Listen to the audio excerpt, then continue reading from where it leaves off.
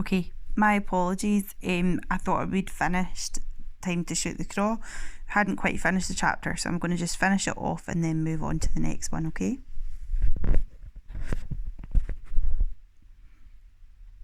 Okay, Rosamond was walking towards them with a small flotilla of shopping pokes. Can we cross the road, please? Quickly, whispered Chloe, anxious like. Who, bairn? What's wrong? It's the lassie from school I was telling you about, Rosamond. The yin that stuck you on sign on your back. Aye, that's her. Och, you need to stand up to her, pronounced Mr Mingin. She should be the yin that crosses the road. No, please, dinna say onything, wheeled Chloe. Was this your new boyfriend? Launched Rosamond. It wasn't a real launch, like folk do when they're finding something funny. That's a bonny sound. This was a cruel launch, a hackett sound. Chloe didn't say onything, just looked down. My father gave me £500 to buy myself whatever I wanted for Christmas, said Rosamond. I blew the lot in tap shop. Shame you're or fat to get into ony other place. Chloe just said. She was used to being flighted like this by Rosamond. Why are you letting her talk to you that way? Said Mr Mingin. What's it got to do with you, Algin? Snashed Rosamond. Hanging about with Mingin old tinks now, are you, Chloe? You're tragic. How long did it take for you to find that sign on your back then? She didn't find it, said Mr Mingin, canny and deliberate. I found it, and I didn't find it amusing. Did you know? Said Rosamond. All the other lassies found it awfully funny. Well, they're just as gleekit as you, said Mr Mingin. What? Said Rosamond. Nobody ever talked to her like that. I said, they're just as gleekit as you, he repeated, even louder this time. You're a hackett, gleekit, wee bully. Chloe looked all nervous. She hated confrontation. To make matters worse, Rosamond had taken a step forward and stood neb to neb with Mr Mingin. Say that to my face, you old minger. For a minute, Mr Mingin was silent. Then he opened his mouth and let out the deepest, darkest, clartiest bulk. Rosamond's physic turned all green. It was as if she was surrounded by a tornado of pure honk. It was the reek of coffee and sausages and fusty vegetables raked out of bins, all rolled into yin. Rosamond turned and ran, burling down the high street, in sick of panic that she dropped her tap shop pokies on the way. That was so funny, launched Chloe. I didn't mean to poke, most impolite. It was just that the coffee coming back on me. Dearie me. Now next time I want to see you stand up for yourself, Miss Chloe. A bully can only make you feel bad about yourself if you let them. Okay, I'll try, said Chloe. See you tomorrow? If you really want to, he replied. I would love to.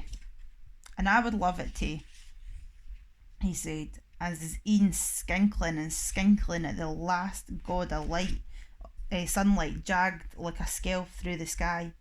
And at that minute, a 4x4 funnered past, and giant tyres scalped through a muckle dub aside the bus stop, flinging up a wave that drook at Mr Mingin fae Clarty Head to Clarty Tay. Water dripping fae his glaces, he gave Chloe a wee bow. And that, he said, is who a manny always walks on the outside. She said, good job, it wasn't a shanty. Okay, chapter 6, Soap Joukers. The next morning, Chloe pulled open her curtains. What way was there a muckle great O and a muckle great V stuck to her window? She gaed outside in her dressing gown to hae a look. Vote Plume was spelled out in muckle great letters across the windows of the house. Elizabeth the Bodgins came out with a rosette emblazoned with the words Plume for MP attached to her jowl-encrusted collar. Then Annabel came skipping out the house with an air of self-congratulatory joy that was instantly bulk-worthy. Where are you going? Speered Chloe. As her favourite daughter, Mother has entrusted me with the responsibility of putting these leaflets through ilka door in the street. She's standing to be a member of Parliament, ken? Gaze a look at that, said Chloe, raxing out take one of the leaflets. The twa battling sisters had lang signs stamped saying please and thank you. Annabel, taken aback, "I'm no wasting yin on you," she snarled. "Gaze a look." Chloe pulled the leaflet out of Annabel's hand. It was good sometimes to be the older sister, while she could just use brute force. Annabel gaed off in a huff with the leave of the leaflets. Chloe walked back into the house studying it, her baffies all wet for the dew. Mother was aye going on about how she'd run the country, but Chloe found the subject sae dreich and dowd it that she imagined her imagination would loup awa into La La Land whenever the subject came up. On the front of the leaflet was a photo of Mother looking awfully serious, with her brows pearlies round her thrapple, her hair sae waxy it would turn into a fireball if you put a lit match near it, and inside was a lang leet of her policies. And here's our policies. A curfew to be introduced to make sure all bairns under 30 are no allowed out after 8 p.m. and are preferably in their beds with lights out by 9 p.m. The police to begin new powers to arrest folk for talking over loud in public. Middens that drop litter and chuck bruck to be deported. The wearing of leggings to be outlawed in public places as they're awfy tinky. The national anthem to be played in the town square ilka hour on the hour. Obody maun stand for it. Being in a wheelchair is no excuse for no paying your respects to Her Majesty. All dogs to be kept on leads at all times, even ben the house. Veruca socks to be worn by obody at the local swimming bath whether they hae a veruca or no. This should cut down the chance of veruca infection to below 0. The Christmas pantomime is to be stopped due to the consistent raucousness of the humour. Jokes about bahookies, for example. There is nothing funny about a bahookie. But I hae a bahookie and we all ken fine what comes out of a bahookie and what sound the bahookie can make as well. Going to the kirk on Sunday morning is to be compulsory, and when ye do go, ye hae to chant the hymns right. No just open and shut your mouth when the organ plays.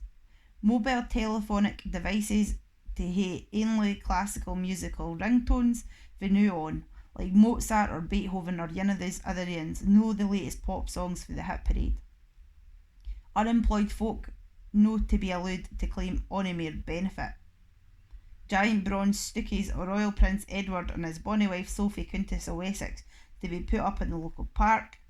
Tattoos on anybody, forby visiting sailors, to be banned. Tattoos can be dropped off anonymously at police stations without prosecution. Fast food burger restaurants should bring ashets, cutlery and table service, and to stop serving burgers and chips and nuggets and the apple pies that are hot in the middle and just about burn your mouth off. The local library to stock only works of Beatrix Potter, a pair fae the tale of Jeremy Fisher, as the bitty in the puddock Mr Fisher is swallowed by a toot is far over violent even for kids. Football games in the local park are unnecessary stooshes. Fae now on, only imaginary balls are to be used.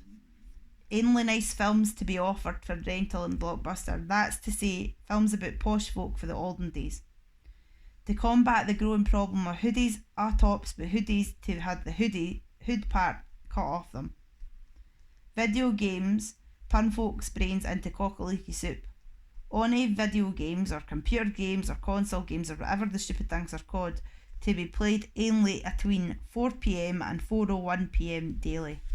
Finally, all homeless people or soap jokers are to be banned from our streets. They are a menace to our society and, more importantly, the pure honk. Chloe cowped onto the sofa where she read the last sentences. There was a loud squawk as she did so. Mother had insisted on keeping the plastic covers on the sofa and the armchair in order to keep them in good condition. They were always in good condition, but it meant that her bahookie got awfully hot and sweaty. What about my new friend Mr Mingin? Chloe thought. What's going to happen to him? And what about the Duchess? If he's banned to the streets, if he's banned fae the streets, where in the name of the wee man is he meant to go? And then, a minute after, she shackled her way down off the sofa and up to her room. Sitting on the bed, she gawped out the window because she was bleat and homeless. Chloe didn't Dinna easy make friends. Knew her newest friend, Mr Mingin, was going to hae to get out of town, maybe forever. She gawped out through the glass at a deep blue endless air. Then, just afore her ain lost focus in the infinite sky of nothing, she looked down. The answer was at the end of the garden, gawping back at her. The shed. It's the end of chapter 6.